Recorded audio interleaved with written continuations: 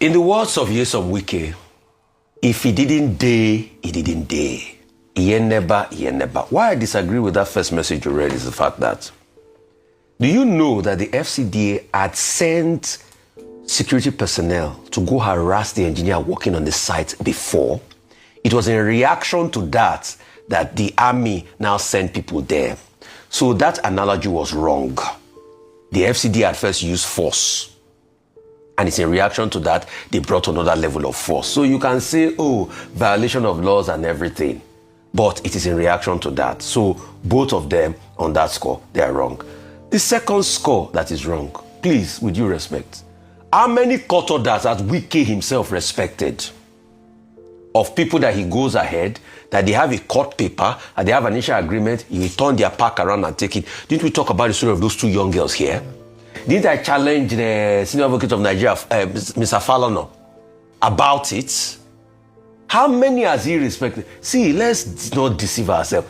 Wike has acted like a god over the land in Abuja, and he forgets that you're not going to be FCT minister forever. Before you, Rufai, he did his own. He still left in the end. Why yo? Meaning? Please, be gently. Do it. Speak evil as well. Do it slowly. All right. The third point is, you now got there. You claim that you have called before. You had called the man superior. Why was that the show? It's because you wanted to intimidate him. But the man refused to be cowed. Yerima refused to be cowed. And please, those that are trying to skew narrative, Yerima didn't insult the minister. All right. All he said is, stood his ground. How can you call somebody a fool and you expect him not to talk? The next thing, you are a boy. Just like one minister was calling me a boy the other day, small boy. The next thing, I was already after I finished school before. Is that the bone of contention? All right. Please, like I said, the Hadiza Bala Usman's index should be released to the public so that we even have a ministerial code and screening. All right. We can't just have all sorts of things happen like this now. All right. So some people have described this show of, I don't know what to call it. I'm trying to remove the word show of shame, but I don't think there's anything more elevated, anything better to call it. Yes. It's a show of shame, and it's quite unfortunate that this has happened, but it gives us an opportunity to see what happens. This is impunity versus impunity, because if you look at it objectively, both sides, and as reflected by the tweets or the ex-posts you read out, are, they come under questioning. Number one is that when you speak to many quarters, this issue could have been resolved amicably without this show of shame and show of force and show of whose power is higher than the other power. What were the options available to the FCT minister? On arriving there, the easiest thing is that when matters like this happen, you go to court. As they always ask, that this could have been resolved using, and this is where we talk about the respect of the rule of law. But guess what? We don't have the respect for rule of law and institutions. Hence, we take matters into our own hands, and then we have a state of anarchy. And that's what ensued yesterday. Very unfortunate incident.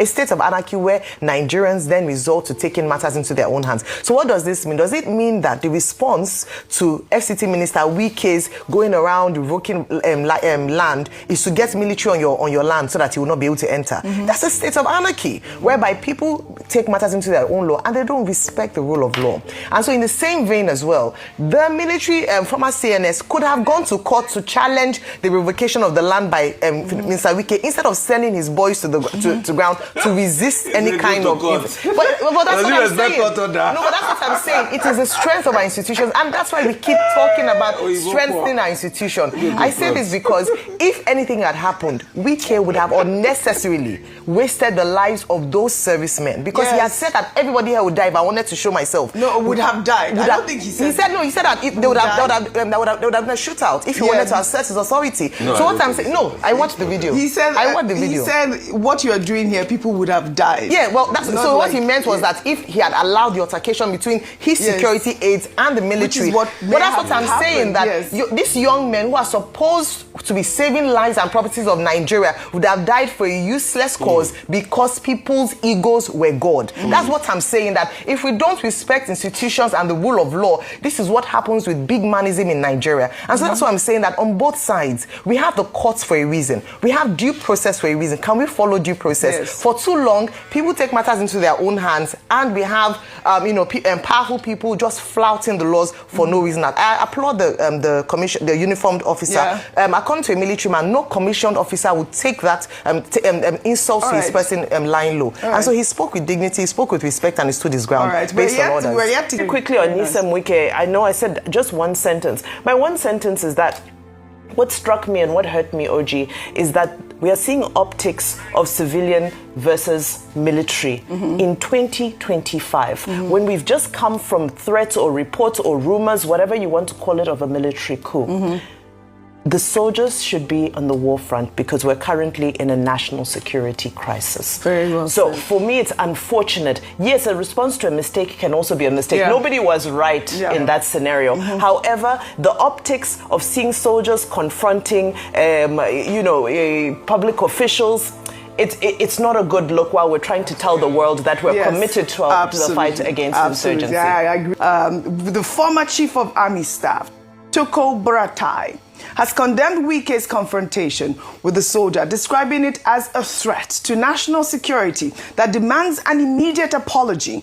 In a strongly worded release, the former army chief said Wike's public disparagement of the uniformed officer transcends mere misconduct and represent a probable threat to institutional integrity. Well, let's take that statement right now. Can we pull up that statement?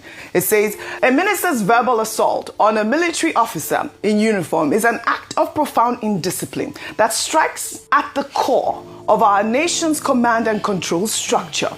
It deliberately undermines the chain of command, disrespects the authority of the commander-in-chief, and grievously wounds the morale of every individual who serves under the Nigerian flag. Buratai argued that such actions erode the foundation of discipline upon which Nigeria's national security apparatus stands. He dismissed suggestions that the incident was political theater, calling it instead a reckless endangerment of national order and a clear indication of undermining the federal government's authority.